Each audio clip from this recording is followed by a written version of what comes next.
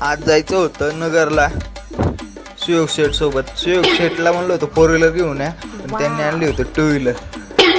भाऊ बोलला ये 4 व्हीलर. भाऊ घोडे लागले ना घोडे.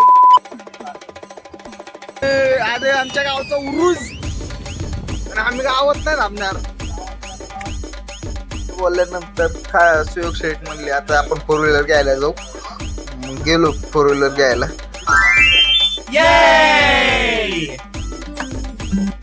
घेतली 4 व्हीलर आणि लागलो रस्त्याला. सुयोग शेठ बोली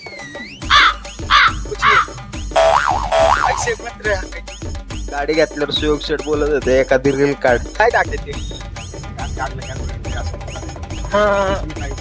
नहीं बोलो आप भी कर लेंगे, बुक ले लेंगे और एक 150 रुपए का कैडबरी ले लेंगे. चलो आया, अपने को जाना है पेपर देने. क्या स्कूल की बेल बजाने नहीं जाना है कॉलेज में. असं ऐकतं सुयोग शेठ बोलले की गाडी बाबा तूच. मग मी काय, मी घेतली गाडी आणि लावले हरसिंगचे सॉन्ग आणि चाललो.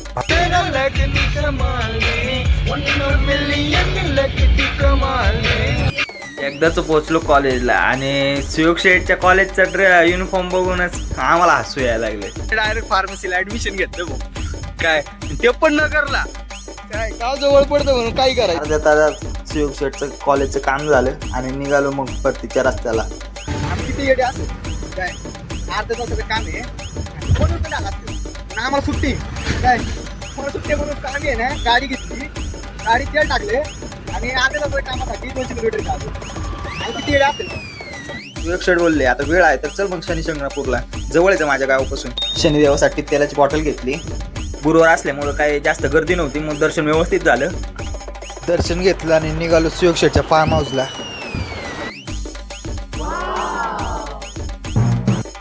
त्यांचा व्हिडिओ काढला आणि माझा नाही काढला म्हणून हा बैल मला मारत होता. त्याला बोललो भाऊ मारू नको, मी थांब तुला खायला टाकतो.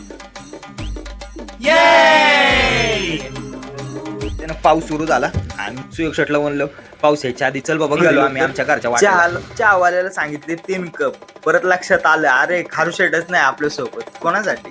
असं पहिल्यांदा झालं असेल की आम्ही बाहेर कुठं गेलो आणि खारू शेठला घेतलेलं नाही सोबत. चहा पिऊन निघलो तेवढ्यात पाऊस चालू झाला. संध्याकाळचे 7-8 वाजले होते. भूक लागली होती म्हणून थांबलो एका ठिकाणी जेवायला. जेवण खरंच चांगलं होतं आणि मग मस्तपैकी जेवलो आणि निघालो परत. कुठंच न थांबता डायरेक्ट घर गाठलं. सुयोग शेठली मला घरी सोडलं आणि ते निघाले त्यांच्या घरी.